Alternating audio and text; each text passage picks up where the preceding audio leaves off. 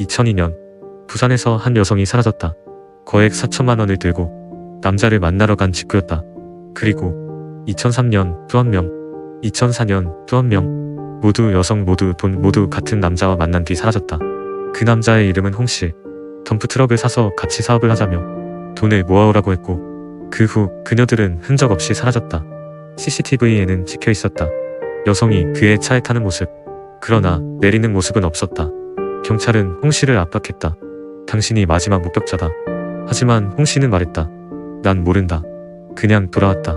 거짓말 탐지기 결과 거짓. 증거가 충분해 보였다. 하지만 시신도 혈흔도 단서도 없었다.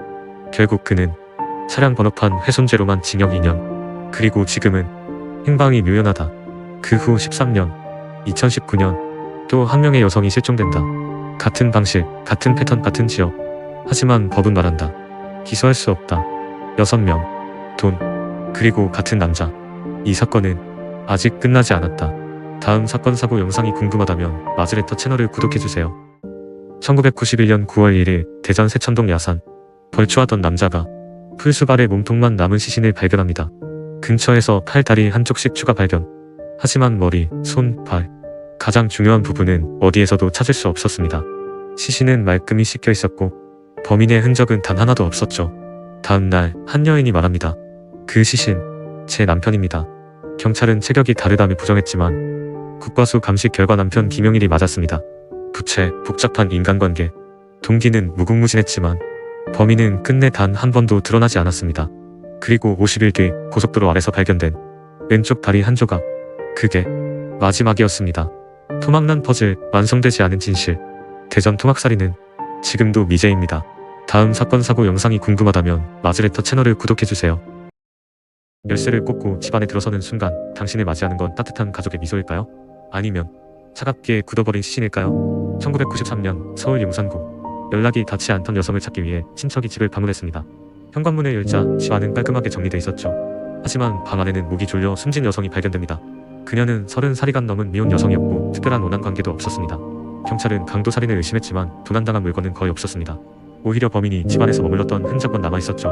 목 졸린 흔적은 치밀했고 현관문은 안에서 잠겨 있었습니다. 범인은 스스로 문을 걸어 잠그고 유유히 떠난 것입니다. 하지만 끝내 용의자는 특정되지 않았습니다. 사건은 미제로 남았고 진실은 여전히 어둠 속에 갇혀 있습니다. 이것이 바로 1993년 용산 여인 살인 사건입니다. 2000년 9월 9일 청주 우암동 덤프트럭 아래 나체 여성 시신이 발견됩니다. 옷은 찢겨 흩어져 있었고 신체의 일부는 훼손된 상태. 피해자는 22살 미용 강사. 끈으로 목이 졸렸고 가슴엔 흉기 자국과 치흔이 남아있었죠. 전날 밤 회식 후 귀가 중이던 그녀. 나중에 전화할게요. 그게 마지막이었습니다. 성폭행 흔적도 DNA도 지문도 아무것도 없었습니다. 경찰은 전 남자친구를 의심했지만 증거는 끝내 나오지 않았죠. 그리고 몇 년 뒤 여성 3명을 살해한 택시기사 안남기. 그의 수법은 이 사건과 소름끼치게 닮아 있었습니다. 하지만 증거는 단 하나도 없었습니다. 이 사건은 지금도 미제입니다.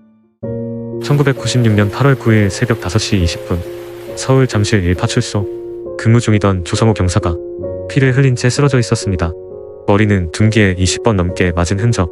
그리고 그의 권총은 사라졌습니다. 그 시각 파출소 2층엔 소장과 견습생이 잠들어 있었지만 아무 소리도 듣지 못했다고 했습니다. 문이 잠긴 채 깨끗한 현장. 외부 침입 흔적 전혀 없었죠. 경찰은 면식범의 소행을 의심했지만 흉기도 범인도 단 한 조각의 증거도 끝내 찾지 못했습니다. 그의 권총은 어디로 갔을까? 그 새벽 파출소 안에 있던 건 정말 한 명뿐이었을까?